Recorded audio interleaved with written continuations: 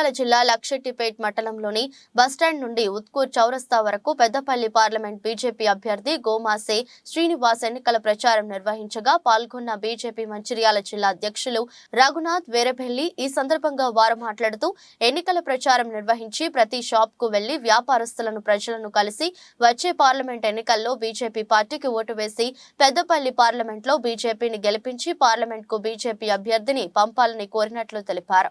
కేంద్రంలో మూడోసారి వచ్చేది నరేంద్ర మోదీ ప్రభుత్వమే అని ఔర్ ఎక్ బార్ మోదీ సర్కార్ నాదంతో ముందుకు చెప్తున్నాం. దేశ ప్రజలు మోదీని మరొకసారి ప్రధానమంత్రిని చేయడానికి సిద్ధంగా ఉన్నారు కాబట్టి పెద్దపల్లి పార్లమెంట్ లో కూడా బీజేపీ అభ్యర్థిని భారీ మెజారిటీతో గెలిపించాలని కోరారు.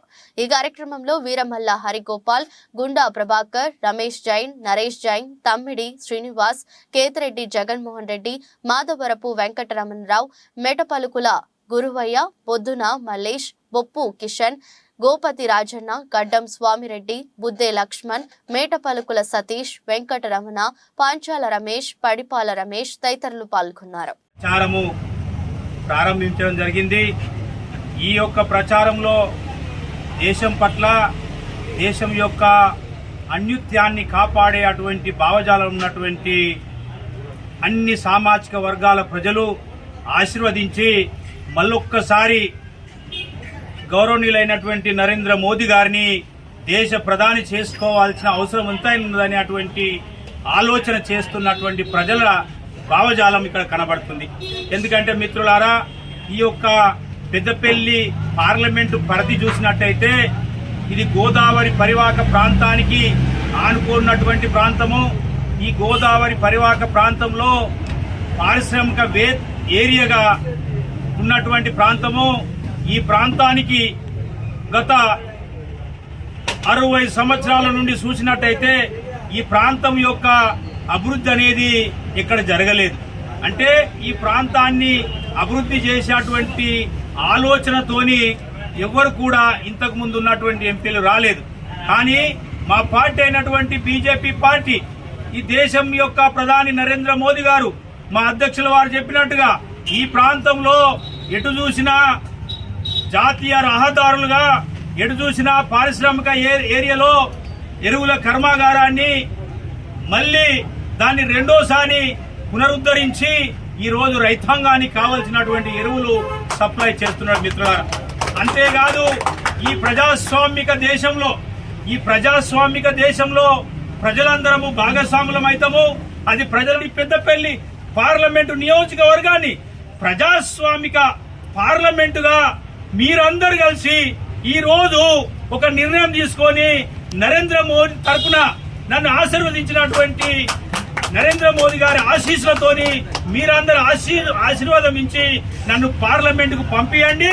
నేను ప్రతి ఒక్కరి గుండెల్లో గూడు కట్టుకొని ఉంటా, మీ అందరికీ సేవకునిగా ఉంటా, నేను మీ బిడ్డగా ఉంటా.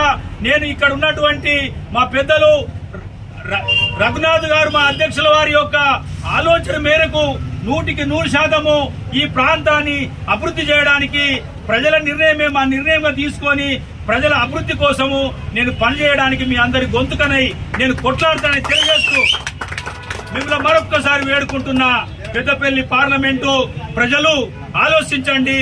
రాజరికానికి వ్యతిరేకంగా, ప్రజాస్వామ్యానికి అనుకూలంగా ప్రజాస్వామ్యం కోరుకునేటువంటి భారతీయ జనతా పార్టీ అభ్యర్థిని ఆశీర్వదించాలని. పెద్దపల్లి ఎంపీ అభ్యర్థి అయిన శ్రీ గోమాసే శ్రీనివాస్ గారు ఇక్కడ లక్షెట్పేట్ పట్టణంలో వ్యాపారస్తులందరినీ కలిసి నరేంద్ర మోదీ గారి ప్రభుత్వానికి మళ్ళొక్కసారి నరేంద్ర మోదీ గారిని ప్రభుత్వం ఏర్పరచడానికి మద్దతు తెలపాల్సిందిగా గోమాసే శ్రీనివాస్ గారు షాప్ వెళ్ళి కలవడం జరుగుతుంది.